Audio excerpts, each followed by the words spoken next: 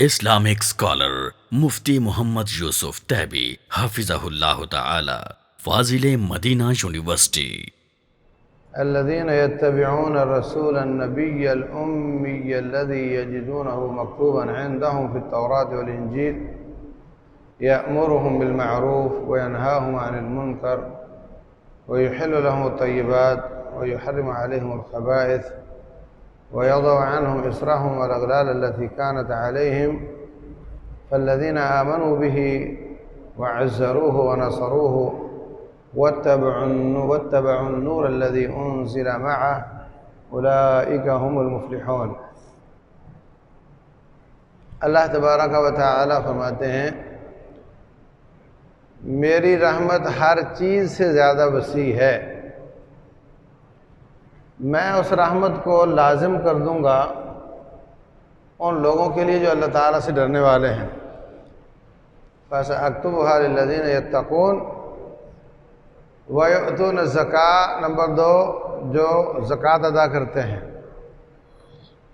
وَالَّذِينَ هُمْ بِآيَاتِنَا يُؤْمِنُونَ، نمبر 3 جو ہماری آیات پر ایمان لاتے ہیں۔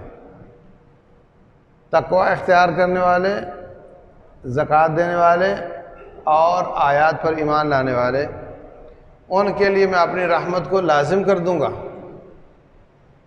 نمبر 4 الذین یتبعون الرسول النبی الامی، وہ لوگ جو رسول نبی امی کی پیروی کرتے ہیں، وہ نبی جو عیسائیوں اور یہودیوں کی کتابوں میں بھی ان کا تذکرہ ہے، یجدونہ مکتوبا عندہم فی التوراۃ والانجیل،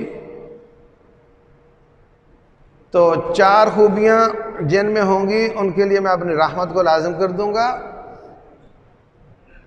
اور آخری خوبی ان 4 میں یہ کہ وہ نبی کی پیروی کرتے ہیں، پھر نبی صلی اللہ علیہ وسلم کیا کیا چیزوں کا حکم دیتے ہیں ان کا تذکرہ ہے۔ نمبر 1 یامرہم بالمعروف، نبی علیہ السلام نیکی کا حکم دیتے ہیں، وینہاہم عن المنکر، برائی سے منع کرتے ہیں، ویحل لہم الطیبات، ان کے لیے طیبات کو حلال کرتے ہیں، ویحرم علیہم الخبائث، خبیث چیزوں کو حرام کرتے ہیں۔ کتنے نمبر ہو گئے؟ یامرہم بالمعروف وینہاہم عن المنکر ویحل لہم الطیبات ویحرم علیہم الخبائث، 4 ویضع عنہم اسرہم، وہ ان کے بوجھ اتارتے ہیں، والاغلال التی کانت علیہم، اور گلے کے طوق جو ان کے گلے میں تھے اس کو اتارتے ہیں۔ تو یہ 6 کام نبی صلی اللہ علیہ وسلم کے اس آیت میں بیان ہوئے ہیں۔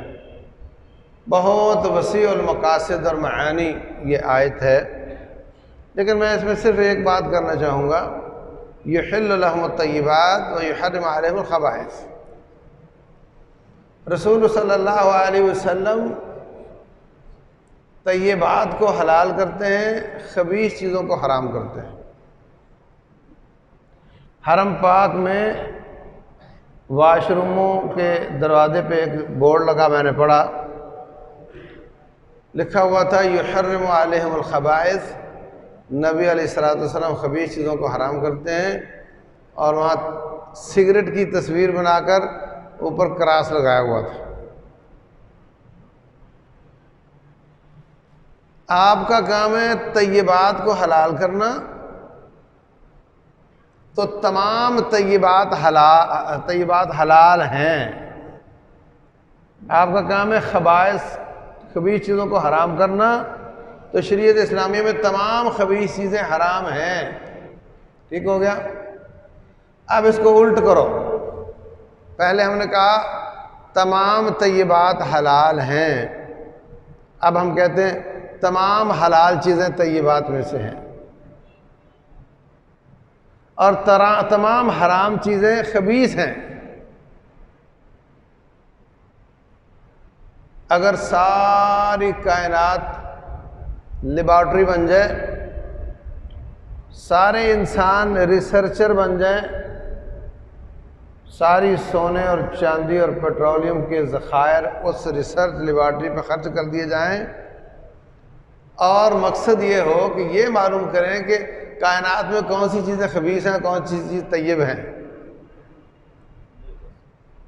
تو وہ قیامت تک کے وقت تک ان نتائج تک نہیں پہنچ سکتے، نہیں بتا سکتے کہ کون سی چیزیں پاک اور کون سی خبیث ہیں، جو چیزیں میرے مصطفیٰ علیہ السلام نے کتاب و سنت کی شکل میں پلیٹ میں رکھ کر ہمیں دے دی۔ مسلمان کو کسی فکر کی ضرورت نہیں کہ جناب وہ دیکھے کہ چیز نئی ہے، پتہ کریں کیسی ہے۔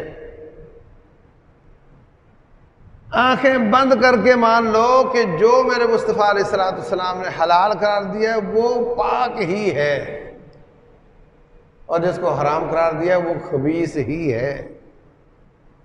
اور اگر کوئی چیز خبیث مل جائے تو اس کے بارے میں اسپیشل دلیل کوئی نہ ہو تو سمجھ لو کہ یہ حرام ہی ہے۔ عہد نبوت میں تمباکو ہوتا تھا، ہمیں تو کہیں اس کا تذکرہ نہیں ملتا، لیکن ساری دنیا کے سارے ڈاکٹر اتفاق کرتے ہیں کہ یہ خبیث ہے۔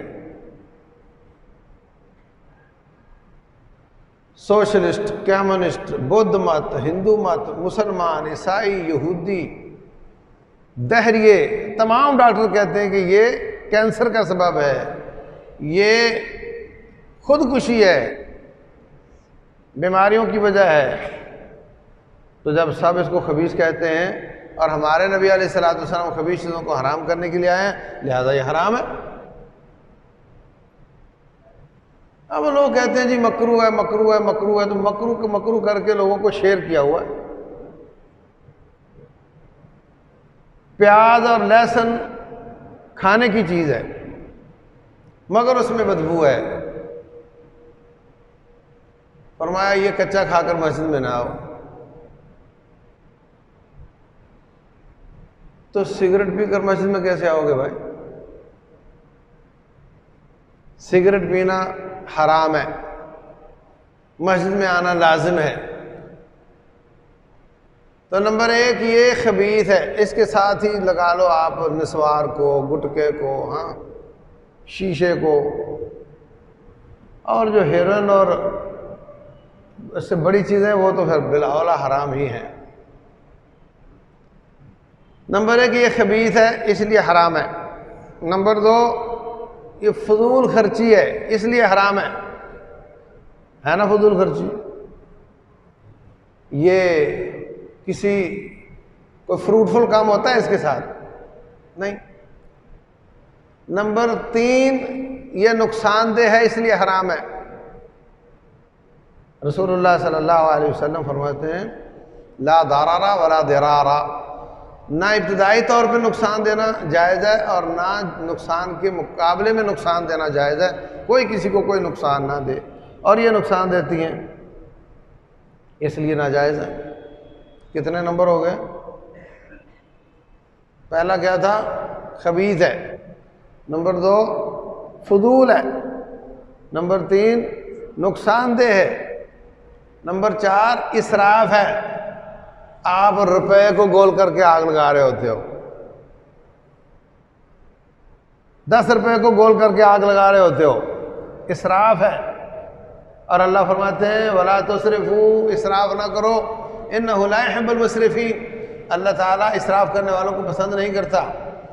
تو جس کو پسند نہیں کرتا اس کو جنت میں ڈالے گا۔ ہاں، آپ جس بندے کو پسند نہیں کرتے اس کو اپنے گھر میں آنے دیتے ہو، جس کو اللہ پسند نہیں کرتا وہ کیسے آنے دے گا؟ تو جب جنت میں نہ گیا تو کہاں جائے گا؟ تو یہ کوئی چھوٹی سی بات ہے۔ پھر فرمایا ان المبذرین کانوا اخوان الشیاطین، فضول خرچی کرنے والے شیطان کے بھائی ہیں، تو اس لیے بھی یہ حرام ہے۔ اربوں کھربوں کا زر مبادلہ ملک سے باہر چلا جاتا ہے اس سگریٹ کی وجہ سے، اور ایسی چیزیں جو ملٹی نیشنل کمپنیاں لا کر کے ہمیں بیچتی ہیں۔ ملک مقروض ہے، قرضے چڑھے ہوئے ہیں، معیشت کے اعتبار سے غلام بنا ہوا ہے۔ اسلام آئے دن غلام بنتا جا رہا ہے، کفر آزاد ہوتا جا رہا ہے۔ فلاں جماعت پر پابندی لگاؤ، فلاں شخصیت پر پابندی لگاؤ، اس لیے کہ ہم تمہیں قرض دیتے ہیں، ہم نہیں دیں گے، اگلی قسط نہیں آئے گی جب تک یہ نہیں کرو گے۔ یہ سب کی وجہ کیا ہے؟ ہماری معیشت کی کمزوری کی وجہ۔ ایکسپورٹ کم اور امپورٹ زیادہ ہے، اور امپورٹ کی بہت بڑی ایک وجہ ایسی چیزیں جو فضول ہیں۔ کتے کی خوراک پاکستان میں امپورٹ ہو رہی ہے۔ اب بتاؤ مجھے، اشرافیہ سود کے ذریعے جس نے پیسہ اکٹھا کیا ہے وہ اپنی ہر قیمت پر باہر سے چیزیں منگوا کر ملک سارے کو مقروض کر رہا ہے، اور اس میں ہمارا غریبوں کا جو کردار ہے وہ اس طرح کی چیزیں ہیں، پان ہو گیا، گٹکا ہو گیا، اور یہ اور وہ چیزیں۔ اس لیے رسول اللہ صلی اللہ علیہ وسلم کا کام ہے یحل لهم الطیبات، وہ طیبات کو حلال کرتے ہیں، ویحرم علیہم الخبائث، خبیث چیزوں کو حرام کرتے ہیں۔ ہمیں ان سب چیزوں سے بچنا ہے اور پاکیزہ چیزیں کھا کر اللہ تعالیٰ کو خوش کرنا ہے۔ اللہ تبارک و تعالیٰ سمجھنے اور عمل کرنے کی توفیق۔